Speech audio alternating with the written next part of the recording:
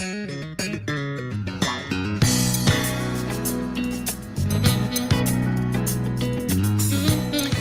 good afternoon, and welcome to Voices of Faith, Transforming the Community, better known as Saginaw African American Pastors in the greater Saginaw region. We engage, we advocate, and we collaborate. My name is Dr. Craig Tatum. I serve as pastor for New Life Baptist Ministries and president for Saginaw African American Pastors. I'll be your host on today. I'm one of many hosts that represent Saginaw African American Pastors, and my special guest on today, again, is Dr. Delicia Pruitt, Saginaw County Department of Health Medical Director and medical doctor as well. And again, a strong Saginaw impact agent in the city of Saginaw for years and years and years and years, none other than Pastor Joyce Seals. And Dr. Seals will have to help me with this. I think her official title is Director for the Health Equity Council. I'm the coordinator. Okay, coordinator. Yes, all right. And so this is a special day today. Let me have Dr. Pruitt tell us how you know Pastor Seals, because I think most people may not make the connection, but I think it's worthy of you making that connection for us. So Pastor Seals is my mother. Absolutely. Yes.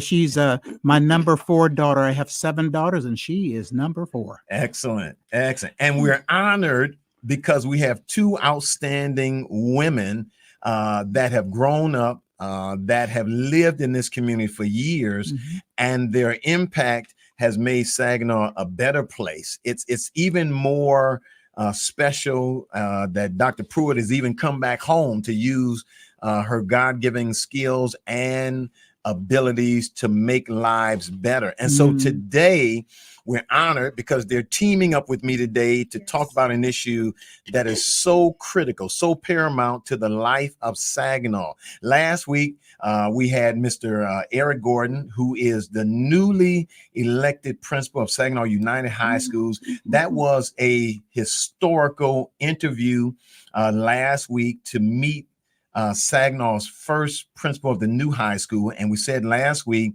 so goes the school, so goes the health. But I want to go a step further because today, I want to make sure we underscore, so goes the health of Saginaw, so goes the city of Saginaw. Yes. And we have 2 people that are more than qualified to talk about the topic today known as the color of health. So when we talk about the color of health, Dr. Pruitt, what does that mean to you? And then Pastor Seals, what does that mean to you as well?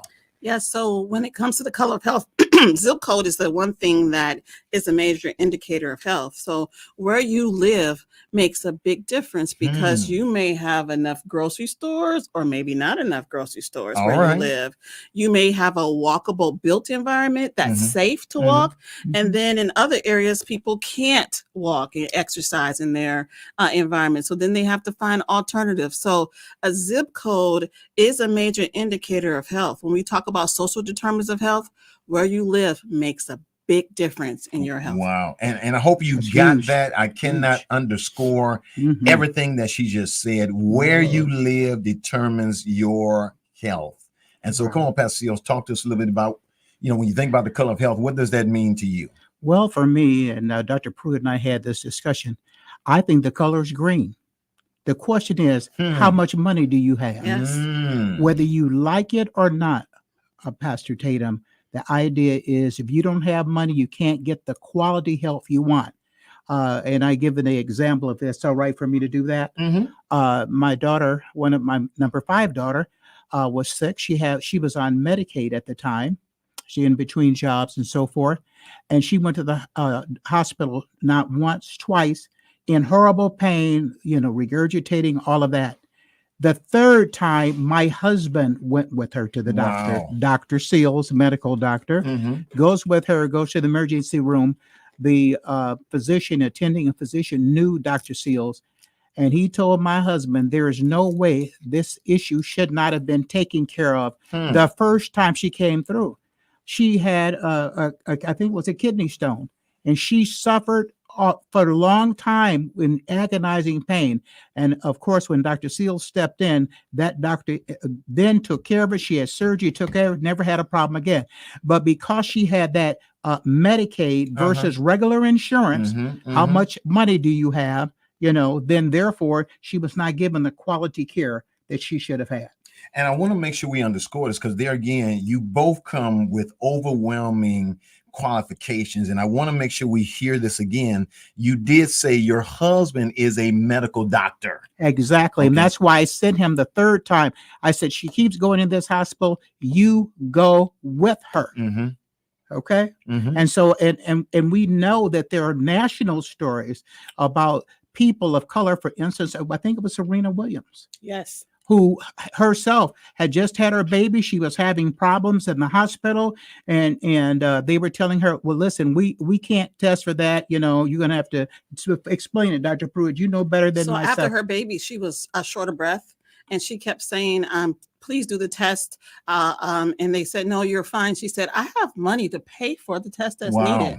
Well, the insurance company pays for it now. We can afford this. Right. And then when they did the test, they found out she had a pulmonary embolism, which means she had a blood clot in her lungs. Yes. And this is why you saw her after the baby wearing a full, like almost cat suit, because she was wearing compression because of this issue.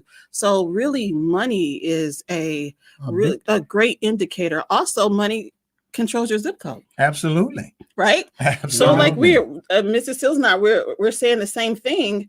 And I think, tell them about red lighting in this area, because that actually also determines the zip code. Of course, it's better than what it used to be, but there was a time when realtors would only show you homes in certain areas. Yes. And that it was unfortunately by zip code. That's why you had concentrations of minority people in certain areas, because that's where they shifted people. And even now, when professional people come into this area, they don't show them places, perhaps in the city of Saginaw, where there are some beautiful homes over in certain Adams Street and other places. They take them out to the townships, out to Freeland and other places, and not bring them into the city. So that also, those people who have dollars are not even presented an opportunity to come to the city of Saginaw. And we know that at the end of the day, that racial and ethnic disparities in health and healthcare continue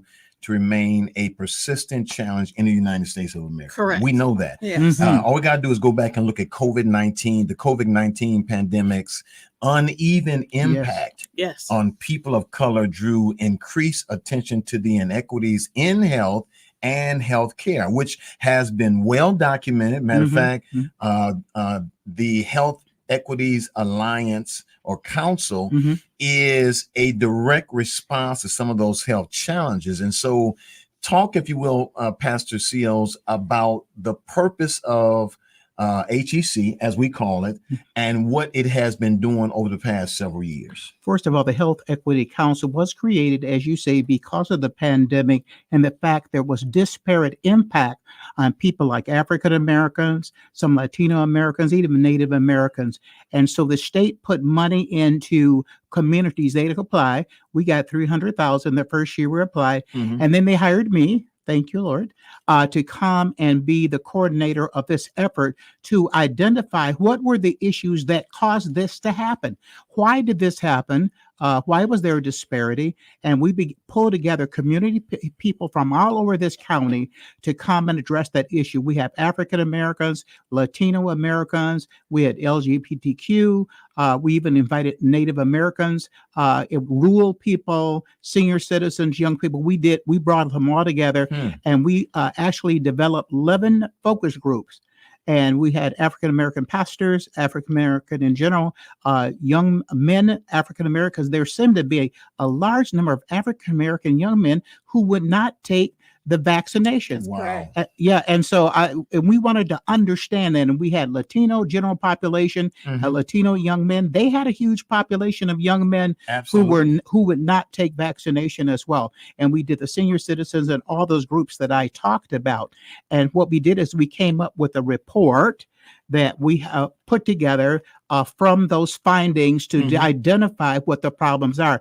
And I'm telling you, our people, especially African Americans in particular, got their information from sources that weren't credible. That's right. They were not credible sources. And so they gave us, I think, about $120,000 the first year to actually fund some mini grants to address the issues that we identified in the report. And I was just talking to Todd Boone, who had the number one accredited grant proposal, and it was a intergenerational approach to working with senior citizens and teenagers to teach them how to use those phones and those iPads so they could get credible information and not get the wrong information. Right. And for instance, I went out and I talked to some young men over on the South Side, and there was a whole group, about 9 or 10 of them. I talk about, getting a vaccination. You know what they told me? They said, we're not getting any vaccination. We don't care what you say. They were talking about it will impact their masculinity if they were to take. Where did information come from? And that's why getting the right information out to people, and that's one of the things in this report, we've got to find better mechanisms to get credible information from credible people to the community so they can make wise decisions for their health. Dr. Pruitt, talk a little bit about your experience during the COVID season, observations that you observed, and where are we now? Because I think the perception right now is that everything is okay, but I want you to talk. Go ahead. Yeah. So from the HEC, we found that there was a lack of mistrust. There was a lack of trust and understanding about COVID. There was fear about COVID, and it was inconsistent sources. One source, if you turn on the news station, is saying one thing, another news station is saying another. And so we want people to know that we are your healthcare provider is a great source to go to get information. And our HEC report actually said people got information from their healthcare provider, but also from social media. Absolutely. And so we have to make sure that when you go to a source, you go to a credible source like the CDC or MDHHS. That's our Michigan Department of Health and Human Services. You go to sources that are credible because they could tell you the wrong information. If you let a rapper tell you that your manhood is in question if you get a vaccine, well, what do they know? So you have to go to a credible source. Even now, I want people to know in the Saginaw area, because I talked to the mayor just recently, and she said, how do we get the information out to people to let them know that our COVID numbers are rising? They're rising all across the country, and they're rising now. Now, the good part about this variant of COVID compared to the other variant is that you don't see as many hospitalizations as you saw before. You don't see as many deaths as you saw before. So it's spreading, but people, not as many people are getting sick, but we don't want to get it twisted and believe that there aren't people who have gotten sick from COVID-19, because we all know people who've been hospitalized from COVID-19 recently. But we want people to know that the numbers are rising and that you still can protect yourself the same way you protect yourself from before. It's your decision. You can wear a mask, you can wash your hands, and you make sure, I recommend you always do that. Sanitize your hands, social distance. You can also get the vaccine. And let me say this about the vaccine. The vaccine changes every year, just like the flu vaccine. Gotcha. They look at the most common variant, and then they'll make the vaccine for that variant. And so they're developing the vaccine now, and then we'll get the vaccine now because we know that COVID is now considered to be endemic, which means it's with us. It's always going to be around. So if we want to make sure that we get the new vaccine every year. Thank you. I mean, most people say, I got the COVID vaccine already. That's what I tell me. And I said, that's great. That was last year's variant. We need to get this year's variant, and that's the vaccine that goes with it. And I think that's critical for us to understand. And I'm glad you said that, because just like with a flu or just like some of the other things, it has to be, or like with a physical, you have to get this every year to maintain a good quality of life. So, so talk a little bit more, Pastor Seals, about some of, we were in a meeting earlier today. We had an HEC meeting earlier today. Three of us were in that meeting. And I found what Bobby DeLeon said very profound when he talked about the absence of the Hispanic voice when it comes to health, And when it comes to them being brought to the table to express those things, based on what you've seen from the Hispanic representation in our community, and based on some of the research, what are some things that you've discovered just as well? Well, one of the things they did identify to the Health Equity Council, HEC, as we say, is that there's not enough information for the Latino community. Thank you. So what we did, we have developed a Latino health fair. We held it last year in April. This year we had it in August. HEC has put our dollars behind making this happen because we want to make this happen for them. Now, on our HEC council, I was counting today, I think we have 5 or 6 Latino people out of our on our board, which helps us. And we're even talking about now doing some things on Latino mental health. So we're working on it. We hear what you're saying. I think the lack of information is that Latino community, African American community, Native American, there's lack of information across the board, and we recognize it, and we're trying our best to address it at every level that we can. And so we hear them. We have heard their voices. We've even decided to, we put money in, we put 12 people in through training so that they can interpret for Latino people when they come into various events. We had them at our Latino Health Fair. We had interpreters there. We had, I think, 5 or 6 there. Yes. We want to make sure that language is not a barrier to them getting the information they need so they can be healthy. So we're doing, I think, everything we can. Excellent. And one of the things that's very difficult for the Hispanic population is that through the U.S. government, the federal government, and state, they consider Latino or Hispanic as a ethnicity and not a race. And so they'll ask them, are they Black or white, non-Hispanic or Hispanic? So are you Black, non-Hispanic or Hispanic? Are you white, non-Hispanic or Hispanic? And so sometimes in some of the data, they'll put other, or they'll put white Hispanic or Black Hispanic. And so when we pull the data to look at, Hispanic, then it gets mixed in with all of the other data. I got you. So it's hard to pull data. And so at our Latino Health Fair, I put some data together, national, local, to present for them so that they at least have some idea of how things are going. But it was very difficult to find straight just Hispanic Latino data because of the way they're not considered a race as much more than it's a ethnicity. And so when we talk about the color of health, we have so much to cover in so little time. And so we're going to try to hit some quick issues. We've got just an hour to do this, but I want to shift us and talk a little bit about something that is very near and dear to people of color, and that is infant mortality. So talk to us about that, Dr. Pruitt, about what it actually means, how is it impacting us, and what are some things that you discovered, some things that we can possibly do? Okay, because infant mortality has been a problem in Saginaw for many years, and we haven't really found the solution for the problem. And so let's talk about what it is. It refers to the death of an infant between 1 day and 1 year of age. So if a baby dies during that time, that's what we're talking about. And we have some of the highest infant mortality in the state of Michigan and Saginaw.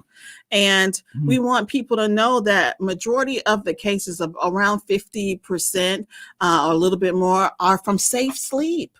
And so you go, what do you mean by safe sleep? I mean that the baby, instead of going on its back in the crib or, in the pack and play, went on the stomach. That's a safe sleep issue because remember, the baby's supposed to go back to sleep. That means put them on their back to go to sleep. The baby wasn't alone in the bed. So the mom and the child were sleeping together, and the mom accidentally rolled on the child, or the child got placed face down on the bedding. You're supposed to put the baby on a mattress that just has the fitted sheet and nothing else. No plush toys, no bumpers, no pillows, no blankets in there, because the baby can roll and wrap itself up. So we've had some of that where the baby rolled between the wall and the bed and then smothered that way. The mom rolled on top of the baby. So we have all of these safe sleep issues. So we like to say the ABCs, the baby should be alone, on its back, and in a crib or pack and play. So that's Gotcha. the ABCs: alone, back, and a crib and pack and play. And you'll see it on buses, in clinics. We're trying to get our moms to know this is an issue. So many babies have died, and we want you to know that keep the baby separate and safe. Separate and safe is the most important thing. Mm. And our number one, where's the biggest problem with this issue? Mhm. The city of Saginaw. Wow. So when we talk about zip code, wow. color of Really? health, now the county of Saginaw is higher. Like the county of Saginaw is 2.5 times higher than the state Okay. issues. But where the majority of that number come from is the city of Saginaw. And let's go a step further since we're talking about numbers. I think Saginaw is also number one in obesity. Yes. Oh, Lord have So, mercy. Yes. so when we think about the color of health, Saginaw, I hope you're listening. We're number one in infant mortality, and we're also number one in obesity. Are we number one in anything else that we need to know about, to your knowledge, or no? Those are the major ones that we're really trying to focus on. 3/4 of our adults in Saginaw County is either overweight and obese. Mm. And so when we did our health equity focus groups, when we talk to people, it's like overweight for Saginaw people is like normal weight. And obese is overweight, and morbid obesity is obesity. So our mindsets have shifted in Saginaw to say we can be a little bit heavier and that's okay.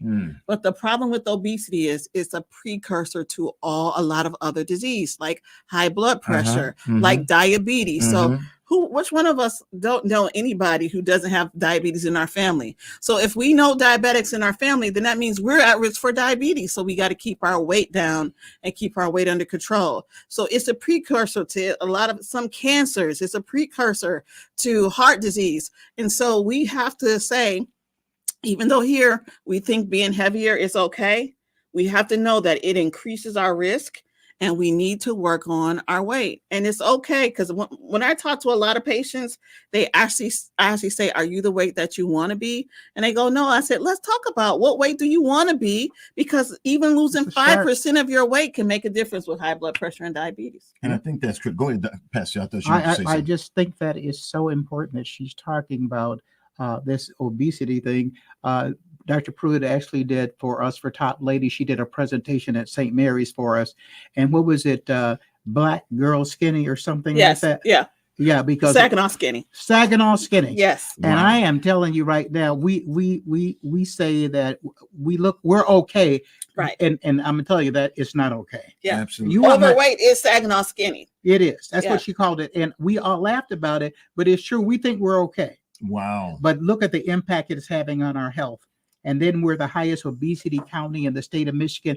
We got to come off of that list. I want to come off of that list. And that's why there has to be a mind shift in our Yes. community Yes. about our health, Yes. about our environment, about our neighborhoods, all of the above. So, hey, we got to pause for a break. We're going to come back. This is a must continue conversation. Stick with us. We'll be back on the other side in just a minute.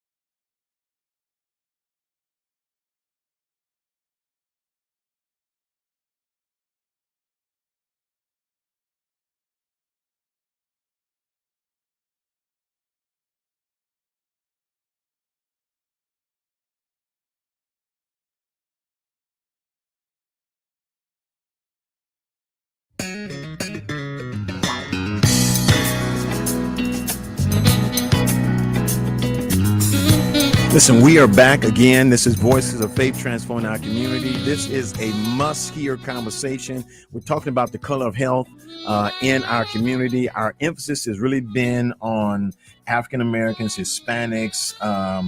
Again, it's been on American Indians and Alaska Natives and more. It's too important for us not to have the conversation. On the other side of this commercial, we're talking about obesity and its impact. And again, Dr. Pruitt, give us the thought that you use to help us realize that we need to change. It was something about what you call it, black girl skinny. Yes. Yeah. So Saginaw skinny. And so Saginaw skinny, the whole idea is that we're so ingrained with being heavier in this area and how we've normalized it that obese is just overweight to us, and overweight is skinny to us. And if we look at other places like California, they're shifted the other way. You know, you could be normal weight, but then you may think that I'm heavy in California. Well, here, if you're overweight, you think that's skinny. And so we need to just change our mindset about that. You know, everybody says I'm big boned or whatever. Okay, like your bones was the same size as a lot of other people. Right. And if you don't want to lose all the way down to the recommended weight, that's okay. But where can we get you? Talk to your doctor, because everybody know they talk to me all the time about the new medicines that are out. Right. Talk to your doctor about what you can do to lose some weight. Because, you know, I know you look good, but you know what? You can always do a little bit better. And here's the thing that we have to understand, and I think I got it at the end, but I'll say it right now. You know, what we eat now will determine the quality of life later in life. That's correct. And it's so critical for people to understand. And one of the biggest issues, I know you know this, Dr. Seals, Dr. Pruitt and Dr. Seals, I know both of you know this. One of the biggest issues, particularly in the African-American culture, is what we eat. Yes. You know, greens, fatback, chitlins. You know, we know that we live in a food desert. As a matter of fact, American Indian, Alaska Native, Black children are more than 3 times as likely to have food insecurity as white children, and Hispanic children were over twice as likely to have food insecurity as well. So talk about that a little bit. We've got some great remedies. Walk with a doc. We do the exercise piece. We're going to kind of get to those because I think people need to see them. But talk to us about shifting our mind from that type of food that we eat. How difficult is that for most people? It is very difficult. And when I'm talking to patients about, let's talk about eating differently, I even have to encourage myself, you know, because I like greens, and I like cabbage, and I like when you taste the, you know, the pork and you go, oh, that is delicious. But there are also other cookbooks and things that you can use, like smoked turkey and things like that in your food. So sometimes we have to re-educate ourselves on how to eat, because eating is killing us. I mean, honestly, as a culture, it is killing us. And we do, like, you know, after church, we're going to go get something good to eat. Or in church, people cook for us. And nobody cooks better than a church mother, you know, or one of those nice church granddads that make the barbecue. So we know that that's good food, but we have to change our mindsets, because I think we all have a calling for our lives, what God wants us to do. How can we do the calling? I believe that the number one, you know, effect that the enemy has on people of our culture is kill them with food. There you go. It kills us with food. And so we have to say, if we want to be here to do the work God called us to do, then we really need to make sure we're at our best and healthiest self while we're doing that work. And it's not just the physical part, but it is the mental part. Yes. And so Pastor Seals, talk to us about the mental part of what HEC is doing, but also how is our mental pulse in the city of Saginaw? It is not good. I tell you, there is a stigma attached, especially in the African American community, about going to seek out assistance. Too many people in the church say, you know, you haven't prayed enough. You know, your faith is not up enough for you to be having that disposition. I got news for you, pastors. Hallelujah. That it was about 2 years ago. My daughter had to come, and Dr. Pruitt had to come and get me because we were working with a young man at church. And Dr. Seals was over there with him, talking all the time. We were working with, he was having some issue. He called me. I just got back in town on a Tuesday. I called 211. I called mental health. I called everybody I knew. And by Thursday, his sister called me and said, "Have you heard from him?" So I talked with him Tuesday. I called him. I couldn't get him. They did a well check. He had committed suicide. Wow. They thought they were going to put me in the hospital because in my lifetime, I've never lost a case where I've been trying to work and do something for somebody, because I just couldn't conceive that I didn't recognize the signs that he was that close to taking his life. So, as pastors and others, look, you need to pray with them. You need to encourage them, but you need to understand that you have a responsibility to get them some help so they can go to the next level. Maybe they need more, some medicine or something. Maybe they're bipolar. We had a young man in our church all of his life. He'd had trouble in school and problems. He had been in jail.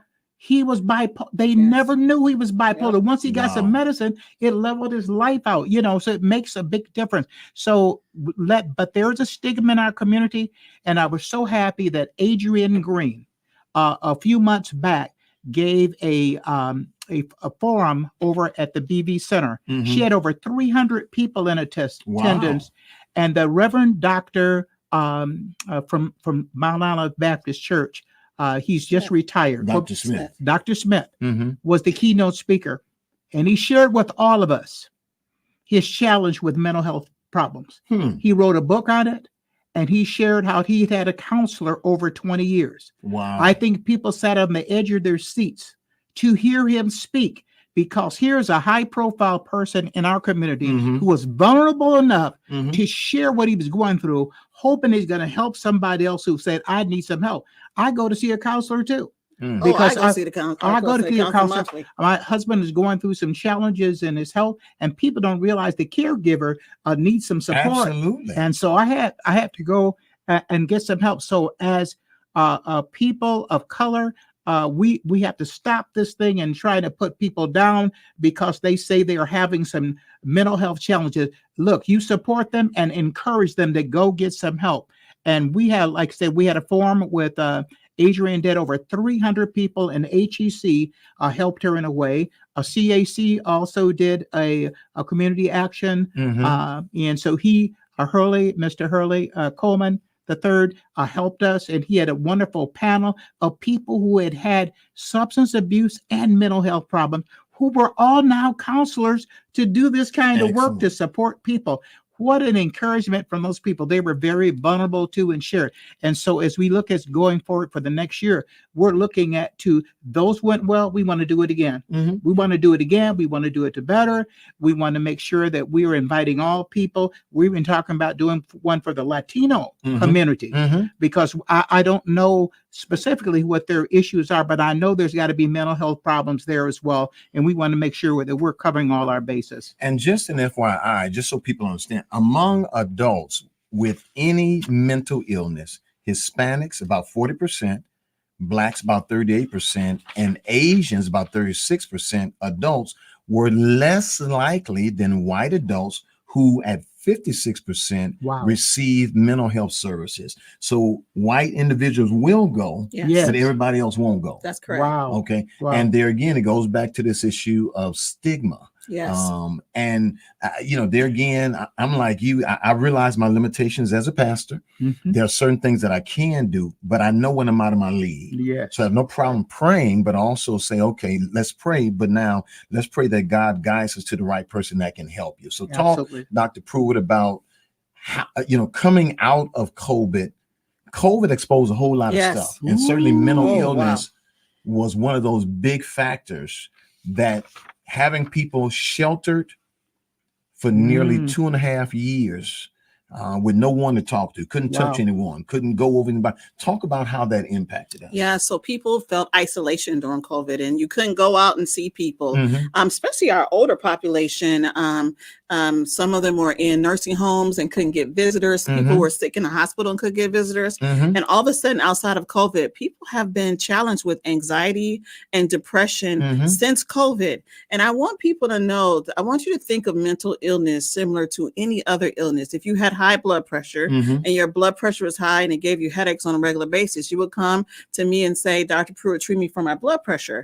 I want you to, it's the same kind of treatment for mental illness. If you're not doing well mentally and you know that, seek your healthcare professional, seek counseling, a mental health person to come and help you with that. And it's no difference. I tell people don't need to know what kind of medication you take. Right. They don't need to know I'm taking this and this and this for diabetes and this for high blood pressure. They don't need to know that you're taking mental health medication if you're given it. Excellent. It's up to you if you want to share that information. All we want to do is make sure that you're mentally sound.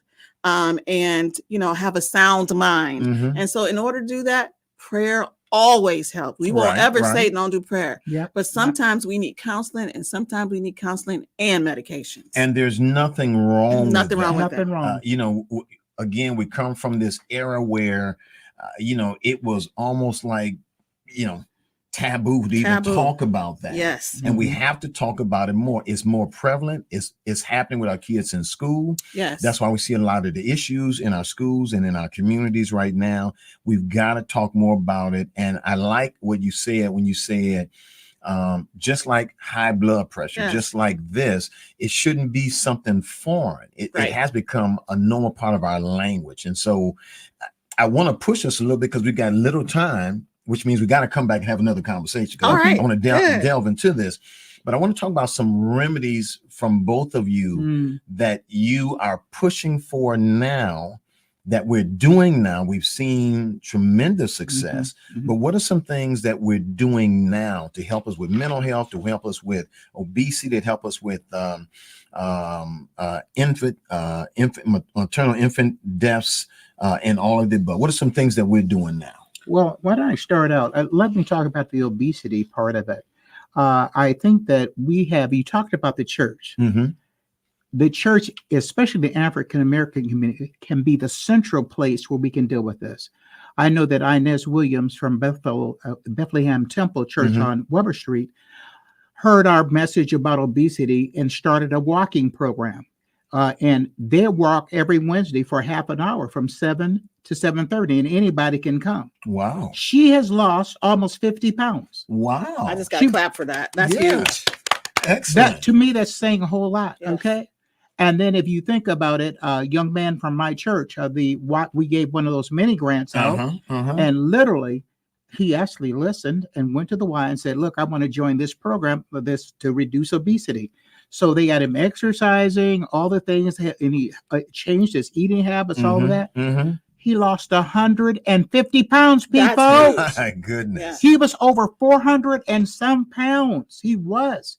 And if you had seen him and see him now, it's altogether different. We highlighted him at our May press conference. Phenomenal. He's a phenomenal idea of success and what you can do if you make up your mind to change. But we also offered opportunities over at CAC. We offer over at what is the name of the church? New Birth Missionary Baptist Cathedral. We had walking there, and Pastor Tatum want to say at your church. Yes, we used your church on Tuesday nights. We were doing that. We come at 5 or 5:30. And we walk around his wonderful walking path. Now, everybody knows I have difficulty walking. I brought my wheelchair out with me, and I pushed. What Pastor Tatum said? Absolutely. And I pushed my wheelchair around that. I said, doggone it, if I can do it, people can do it. So you have to eliminate every obstacle from keeping you from moving. You got to keep moving. Absolutely. And why not at the church? And so what we're talking about, we had a meeting today. Dr. Pruitt, you want to talk about the recommendation you guys made today about obesity and what you're recommending? Right. So today I do walk with a doc every Thursday from 5:30 to 6 o'clock at the YMCA under the pavilion. And what we do is we educate you about a medical topic, and then we walk for 30 minutes. And so we do that, and we'll be doing that until mid-October. But one of the things we're planning for the future is to continue continue having the Girls Trek program. There you go. And the Girls Trek is a program that actually their whole thought process is biblically based. Is when 2 or 3 get together in their neighborhood, power is in the midst of that. Absolutely. Come on And now. so the women were encouraged to walk together in their neighborhoods, but we know in the fall it's going to get cold. Absolutely. And so people can't walk outside, mid-October, it's going to get cold. Right. So that's when we are planning to have our churches stay open in different parts of the city so that people can go and walk in those areas. And we know that our churches provide, a warm, safe environment because they usually have some kind of security or people there. Right. So we're going to have that available still. So I want you to contact or look at the Be Well page and on our public health page, and we'll have the different places where you'll be able to walk this fall and winter in a safe place, because we know we talked about the built environment. Right. Some of our areas are not safe to walk out. So we're Correct. going to have a safe place for you to walk and to get out there. Now, when it comes to maternal health and infant health, we just recorded videos and that will be distributed about putting your baby back to sleep with those ABCs that we talked about from before, so that we can get the education out. We want to make sure that the education is going out to those mothers that are of childbearing age, because, not all of them watch TV, right? Right. Not all of them listen to the radio, but some of them may be on social media and different places like that. So we're trying to get that information out to them with maternal health. And with obesity, we did the walking groups. And then with COVID-19, we just got to keep getting the message out over and over again that numbers are rising. And remember, because, other communities and groups can have issues about protecting themselves. Correct. That's everybody have their own thing. Correct. But we know that we need to protect ourselves because it impacted minority populations more than any other population. So feel free to protect yourself anytime you want. Wear a mask when you want, get your vaccine, do the things that that protects yourself. So we need to keep getting that information out, because people keep coming and saying, I didn't know that COVID was really, the numbers are growing. They're growing. Right. They're going higher. They're increasing. So protect yourself from that. And Saginaw needs to understand there again, and I'm seeing more people wear masks. I'm seeing them. We've got some members of our church that wear it. I was at a funeral. I see people wearing them there. I see them in the mall now, because people are heeding that. They're saying, hey, I'd rather be safe than to be sorry. So I do those things. I do sanitize after I come out of the grocery store. I do make sure I put some sanitizer on my hands. Yes. I'm not necessarily wearing a mask per se, but I'm doing all the other things, as it relates to health. And I want to come back to Pastor Seals to talk about this. There again, I know we're walking, and Girls Track is in several different areas. Yes. They're at New Birth Bible Cathedral. Yes. They're at CAC. CAC. Lewis, is it Lewis Temple? What's the other church? Is at Bethel AME, but Bethlehem Temple Yeah, Bethlehem Temple. on Wednesday nights from 7 to 7:30. And I always want people to understand, and we don't necessarily give a plug, but let me throw it in. The Dr. Rufus Bradley Senior Mission in the City Park, right there at the 1401 James. It was initially called a fitness park under the leadership of Dr. Bradley, and when he passed away and I took the helm, we named it after him. I love it. So you've got a 1/4-mile walking track. You got It's beautiful. basketball courts Yes, that double as volleyball courts. You got horseshoes there. You have a zip tie there. You've got a life-size chessboard there. We've got Jenga there. We got a sand pit there. And Got so everything.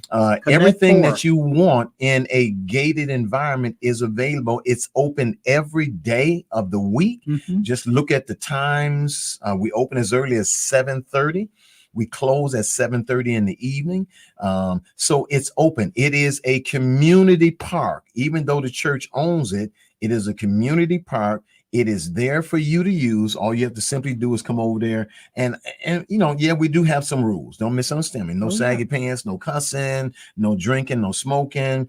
But the people in that community love that park. They're vested in it because they see difference. Yes. So talk to me, Pastor Seals. I know we've got about a couple of minutes left, but talk a little bit more about some of the other recommendations from HEC as it relates to our health.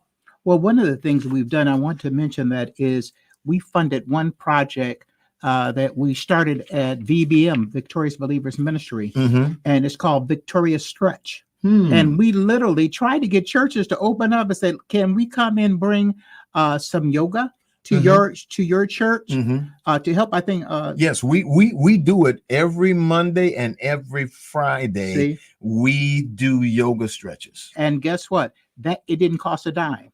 We just need for you to do it.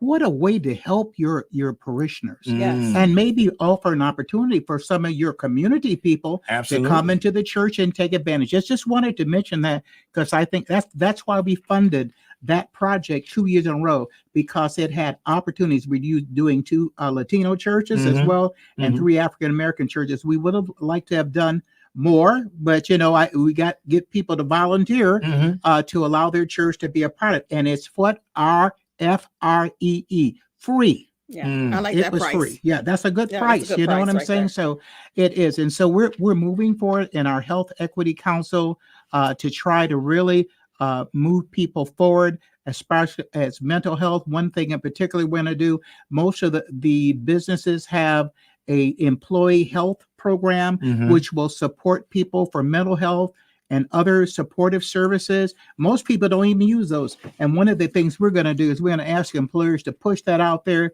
to get more people to take advantage of those kinds of opportunities. And as I said, what we're going to do is we want Miss Adrienne Green, we're going to get with her and CAC so that we can perpetuate and continue the projects that work so well, and people came out. They did. And that's what we want to do. So as we look at moving forward in 2025, 24, 25, we want to support those kinds of activities. And also the Latino Health Fair, we're going to continue that, as well as Latino. We're talking about that panel. We wanted to have the mental health for Latinos as well, and have a Latino panel of practitioners who can help deliver the message to them. So maybe some people can speak Spanish as well. There you go. In the process of it. So I think we're moving forward.